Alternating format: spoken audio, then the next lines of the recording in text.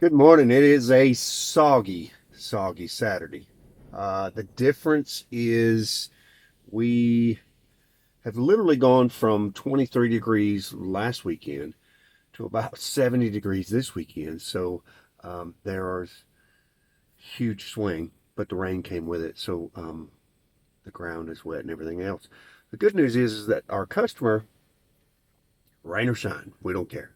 The bad news is it's one of our dry obstacles, so it's going to get wet. But we're going to do it and, make the smiles, create the smiles, and at the same time, uh, make that revenue. This is a really good customer. Let me tell you what they did a couple years ago. It was during the pandemic. They had to cancel their vacation. So he called me and asked me if there was anything he could do. And we came up with a plan to where I would bring him. They were going on vacation to Florida for a week. So I said, what I'm going to do is I'm going to bring it to you. Um, every single day I brought a different water slide. And his kids were a little middle school. So they were old enough for the big slides. And what we did is we piled it in and they had a different big slide every single day. Um, and what it made for was as an amazing week for his family and his kid. He told me that he was he was so sore afterwards that he would have to take some time to recover, just because he got out there with the kids and slid and had a good time. But they had a blast and they brought their friends over and it made a situation where the pandemic was more bearable and at the same time they were able to get through it and have a good time and did something that was really really unique and created memories with the kids that they weren't going to get anywhere else except for maybe like Disney or something like that. So it was good fun. And again, he called me this year. They had put in a pool, so they had they limited their amount of rentals since then. But he called me again this year and said, look, he's doing laser tag and he's doing a big obstacle. So he wanted two-piece obstacle, 60 feet long, and a good setup. So we're going to get him set up and make a situation. I want to talk to you guys today about the kind of party rental business you want to be, whether it be just kind of a part-time fill in the gaps, make a little extra income kind of thing, or if it wants to be a full-on business, and how you need to take different steps to get to those things, and what it will mean for you. And they are two totally different businesses that are operated totally different from each other. So it is unique. It is separate. So kind of stay tuned and watch, and we'll show you how to get there. Okay, we are going to again talk to you today about what kind of business do you want your party rental inflatable business to be? Are you just looking for something where you can, add a little bit of extra income and fill up your weekends with some stuff to do? Or are you looking for a full-on, entrepreneurial system where you're trying to create your own business and generate your own revenue, kind of do your own thing? You can do either one, but both businesses are totally different as far as how you run them and how the priorities that you set forth and the things that you do first. So obviously, if you're looking for sort of the micro situation where you're doing some stuff to add some income to your business, the things that you want to do in order to create that kind of business is that you want to create things that you are maximizing the amount of money that you're going to get out of it, and then also limiting the amount of input that you're putting into, so you're not getting in a situation where you're overworking yourself or doing something that is going to create a situation you can't handle it. The most important part of this business on any side of this is to make sure that you do not create more work than you can do, or that you can hire the help to do, and it is a tough market right now, so you need to be very very careful what you do and how you grow your business and the size that you grow your business. It may be in your best interest to kind of partner with some other groups and kind of create a conglomerate of rental companies that you can kind of pass work back and forth so that you can do this.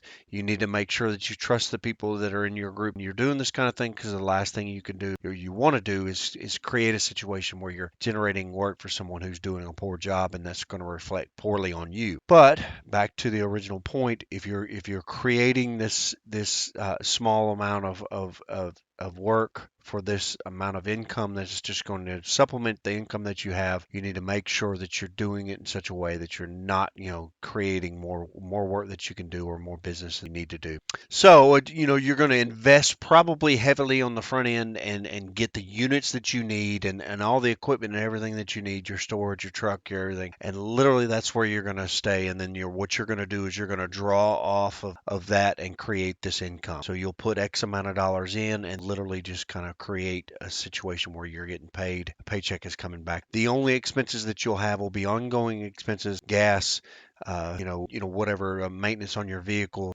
whatever storage facility, if there's any money involved in that, maybe a phone, insurance, and also trying to create a situation where you can replace the units, not grow, but replace the units, after a 5-year period or something like that, so that you're able to stay into business. And that's, in a nutshell, the easiest way to create something like that to where you can do something.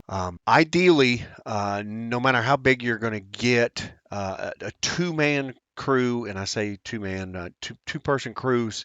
The most that I have been able to do competently within a given area and a given time is about 10 units delivered in one day and about that many picked up in one day. So you can kind of keep that in mind when you're thinking about what you're doing and how you're creating a situation.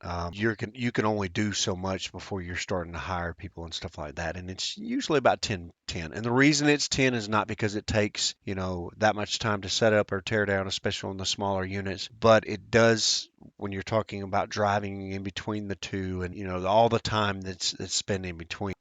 Literally it's anywhere from 15 to 30 minutes on a setup and then you need to add drive time. So depending on what you're doing, 10 units if you're working heavy in a good area and you're not traveling 2 hours from one and to the next is probably a good place to start, or a maximum to set for your business. To keep that in mind. Now let's flip over to the other type of business where you're trying to create something where you have income.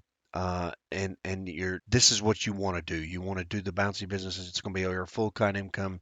You're not supplementing an income. You're not paying bills with another job. This is going to be the way you go. It's going to be tough to do this from the get go without a huge investment on the front. But what you can do is take that initial setup money, put it into the units that you need to do, and then set you a schedule so that you can grow. So what you're doing is, if you start in the late winter, early spring, by the summertime, you want to generate enough revenue to purchase 2 more units. And again, you want to keep this in a context of new unit prices because you don't know what the used market is going to be. Find something cheaper or if something works out and it saves you money. Obviously, that's the way to go. But when you're budgeting for this, make sure you use new unit prices because that's what your top end is going to be. So you get into summer with your 2 new units, and by midsummer or by the 4th of July, something like that, you would probably say, I want to be able to purchase 2 more units because once you start into the summer months, the business flows heavily in all parts of the country to where you're making a lot of money. You're hitting on every cylinder. Everything is working the way it should work so that you should be generating revenue. Again, after that, maybe you can do 1 or 2 units after that. I would limit your stuff in the fall because what you want to do is create a situation where you're saving money to get through the slow months and doing a situation where you're still able to pay your bills without tapping into some kind of savings or some kind of getting a loan or something like that and creating an obstacle for yourself. So that's kind of an easy way to budget. And what you've done is you've literally taken, if you started off with 4 or 5 pieces and by the end of the year you added five more pieces, now you're up to 10 pieces, basically doubled your income potential. And by year 2, you do something similar to that, maybe draw a little less, but add more. So you're adding another 5 units. Now you're up to 15. And you're into the situation where you are literally making the most amount of money that you can make using the abilities that you can and the products that you have to grow your business and create a situation where you're expanding and it's not going into debt. It's not creating a situation where it's cost. And again, that's important. The worst thing you could do is create a situation where it's going to cost you money because literally you're going to get sick and tired of working to pay a bill or pay a loan back or something like that. I do not suggest that anyone goes into heavy debt to open a business like this because literally is going to get to where you can't keep doing the work. And it is physical labor, is hard work. It's not something that is going to be, pushover, and you can buy all the tools and all the other stuff that helps you get it through, but it's still not going to be something where it's just a pushover. It is going to be hard work, so make sure that you have that in your mind, and make sure that you understand that when you're purchasing units that you can handle, you and your employees can handle. You're not creating a situation where you're having to work really, really hard to do these units, and you just don't have the physical. So that's the two ways that you do it. You either put the money in up front and then create a situation where you're able to draw off of it and make some residual income, or you put the money in and use the business to grow the business, and then within year two, you are in a situation where you're able to step back and draw a salary off of it and continue to grow and create a situation where you're making. And hopefully this will help you guys to look at the business a little differently, and create a situation where you know what your goals are to do. You can do one and then move into the other. You can literally, start off with just doing the residual income and just let it grow, organically, and get to the place to where you are a full-time business. That's what I did. Or you can go in the reverse. You can start off as the total idea that you want to go full-time, and just once you get into it, you see that it's not for you. It's not, you literally would just want to limit it to what you can do on the weekends and do something else. You can continue to do that. You don't have to dump your whole business and sell it. You can just scale it back to the point to where you're,